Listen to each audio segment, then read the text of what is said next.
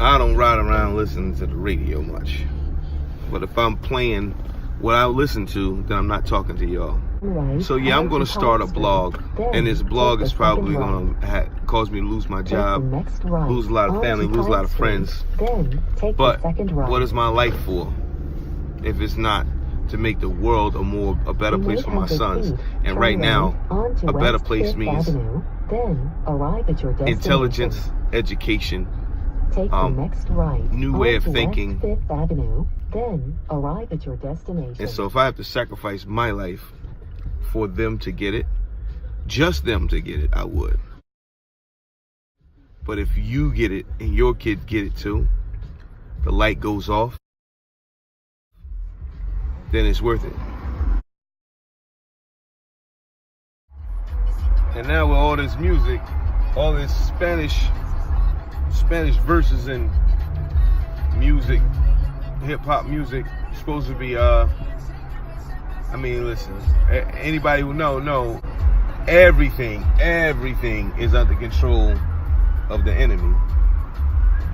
But it's like even the enemy understands that psychologically they allow us to believe that that's our music or that's still something that we own. But now with all of these guest appearance, reggaeton, Spanish verse singers, what are we supposed to believe that we all in this thing together? I mean, what thing are we in? Because I'm an African. I'm in this thing with Africa and with Africans in America that understand that there are Africans in America. Anything else, I'm not in. I'm not an African American. I'm not a patriot. I'm not an American. I'm not none of that. I'm not a black Muslim. I'm not a Hebrew Israelite. I'm not a Moor. I'm not a Native American. I'm not none of that. I'm just an African trying to get back to Africa from America. Anything that's black is third rail. Anything that's black is untouchable. Don't touch it. Don't touch. Off limits to the Chinese, off limits to the Indians, off limits to the whites, off limits to the Spanish. Off limits to the Dominicans, off limits to Puerto Ricans, off limits to Mexicans. If you ever want to deal in the truth, you have to admit that to yourself. Dominicans they try to breed the brown out of them. And if you're a dark Dominican, that's a problem. And I know some Dominicans now in this day and age that they're like, yeah, my mom felt like that, my grandma felt like that, but I don't feel like that. If you think about how you think about things, how you feel about things, that is, it's generational. It's so deep inside of our psyche, the things we feel, like being third-class citizens in this country. It'll never work. We'll never win. We behave like cats backed into a corner. That's why our hand game is so fast to spring out and it's so good. Because we are always fighting for our life. That's in here. But I know Africans from the continent, they don't respond like that. As a matter of fact, they can't figure out why we respond like that. Because they don't feel backed into a corner. They don't feel like scared little cats. Because it's not in their psyche. So I say all that to say, even though that contemporary Dominican wants to fight the power, in actuality, they're probably light. And I always say, you know, what kind of person will leave their family? Exit right to exit 137, State Route 28, Purcell Park, Cranford. Then stay to the left to North Avenue East. Go and unite themselves with another family, parents and people to fight their struggle. So that type of person, how can you trust them if they'll betray their family, walk away from their family, their parents, their history, their culture? Now, in defense of conscious Dominicans or conscious Africans in the diaspora, because they're Africans, it's in their blood. They just reject it. They embrace the European and reject the African. Stupid. They love their oppressor. They love their colonizer. They love their rapist.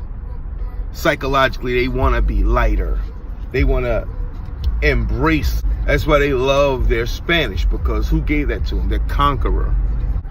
Power. Take the next right. Power is what life is about. Power is what keeps the people in power and keeps the people out of power not in power. Power. And power comes through unity, comes through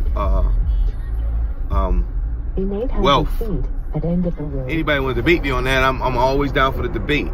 But anybody that wants to leave their people and come and unite with my people and help us fight our struggle, well, you end up fighting against your own people, white people.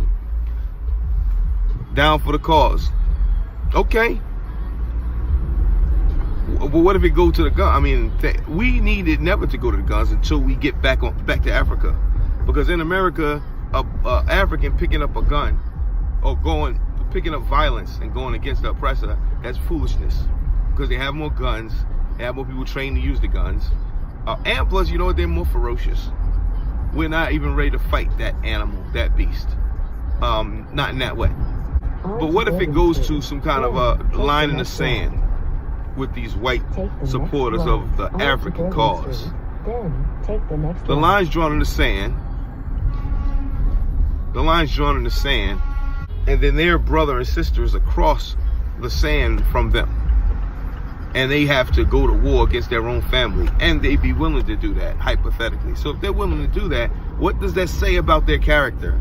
What does that say about their instinct to want to survive and pass on themselves to the next generation? Because that's the key to life anyways, is genetic survival. Passing on your genome and the strengthening of your people, your culture, your values, your society. Surprise, that's the secret, that's the key, that's what life is about. Side note, I'm pulling up on my brother's new crib. Let's go, man. Ownership, period. Ownership on this continent. But you know what continent we really need ownership on? So let's go take a peek. It's my brother.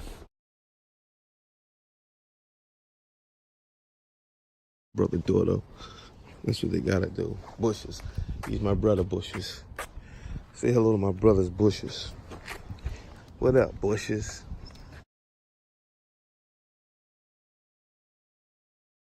Okay. Doors open for brothers all day.